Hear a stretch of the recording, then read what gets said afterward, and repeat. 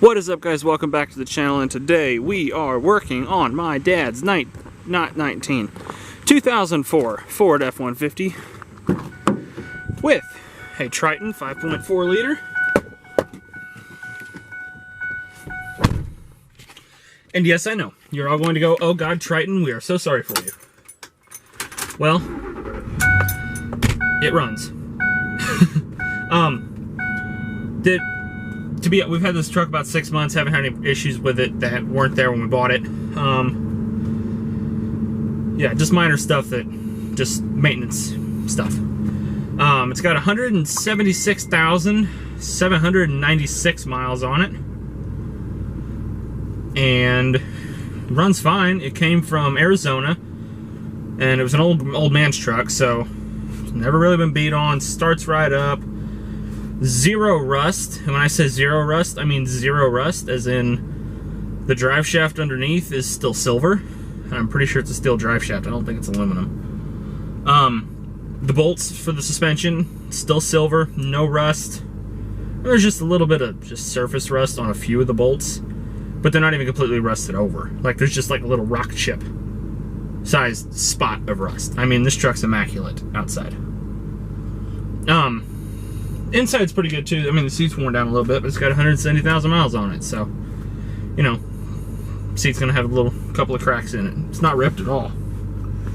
It's just, you know, the leather's worn a little bit. So, what we're doing to this today is we're going to use some of this Seafoam engine intake cleaner, because the truck's got an intermittent weird idle. Like right now, it is idling about, I'll say about 600 RPM, and very smoothly. It's not vibrating inside the cab or anything. But at other times, it will idle real rough. It'll idle about 400 or 300 RPM. It'll be really rough idle. You'll feel it vibrating inside the cab and everything. And it's got it'll be trying to hunt for its idle. You know, it'll be 300 to 700, 300. It'll just kind of keep going up and down. And when you put it in gear, like right now, I just put it in drive, and it's still idling. It's idling at 500 instead of 600, but that's normal.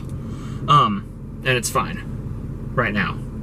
So we're gonna be, like I said, the truck came from Arizona, so there's probably gonna be a lot of dirt and stuff in the intake and everything, dust, a little bit of sand maybe.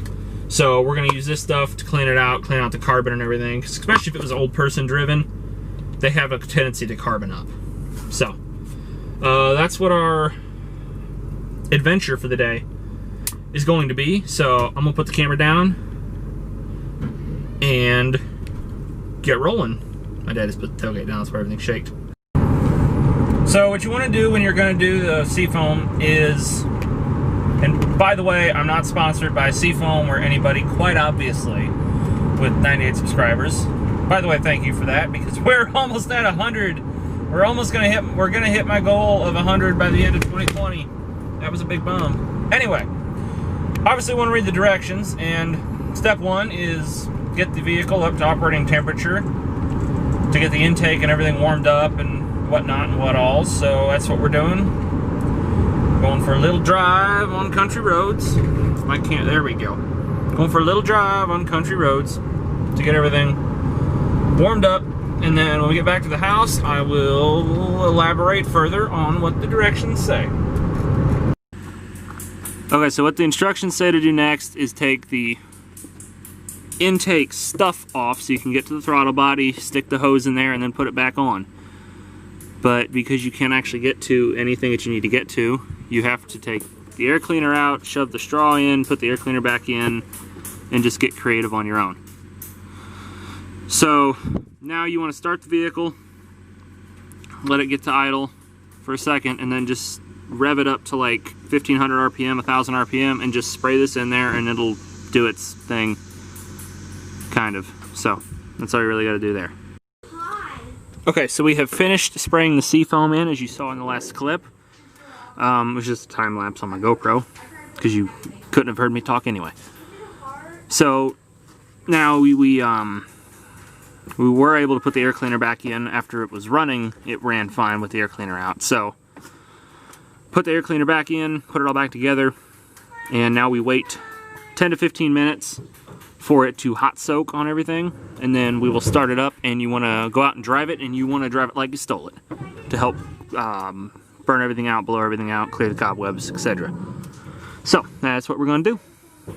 Now's a good time to go inside and get something cold to drink because it's hot out here. So that's my plan, and I will see you guys in about 15 minutes.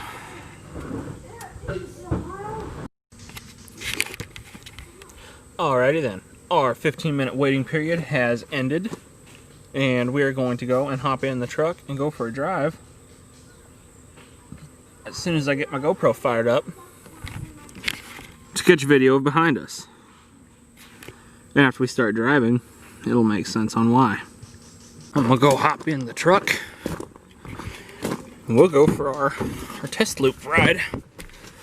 Oh, it's warm in here. It's a little hot. Okay.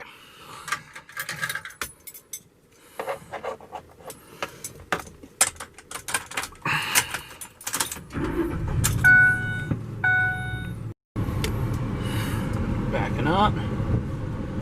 Just pray that GoPro hangs on. Should be okay. I've driven with it before, though I've never stuck it to the window. I got it stuck to the back window back there. Never stuck it to a window. I stuck it to the paint before on my truck. I would assume it would stick on the window a little bit better.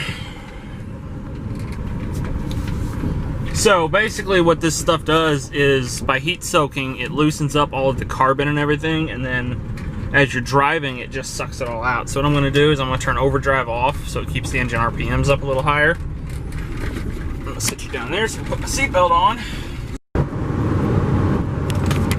This truck seems a little bit quicker, but it's got like the dual overhead, I don't know what I'm trying to say. Dual overhead cams, variable valve timing. These Tritons are very complex motors. I don't know much about them. All I know is that I am 90% sure this is a dual overhead cam truck, and I'm about 40% sure that it's a variable valve timing via engine, truck, whatever the heck. So it's very complex, and you can feel when you get it to a certain RPM, you can feel all of a sudden it's like somebody hits almost a nitrous button where it'll just start pulling really hard, and I'm assuming that's variable valve timing kicking in. I'm assuming is what that is.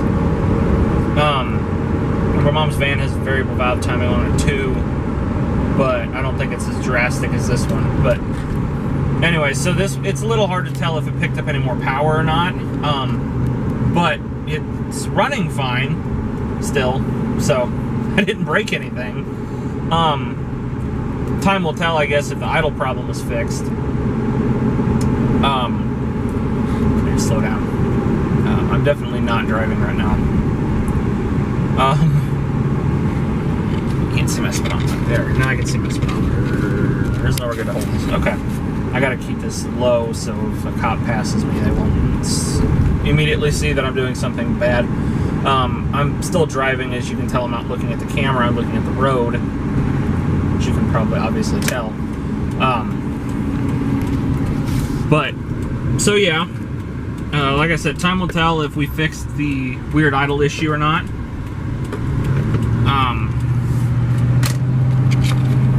So yeah, when we get back to the house, I really don't have anything else to talk about. So I hope this helps. It wasn't the most in-depth video or not. It wasn't the most in-depth video ever, I should say. But I hope it helps out a little bit, at least gives you an idea of what the Seafoam will do.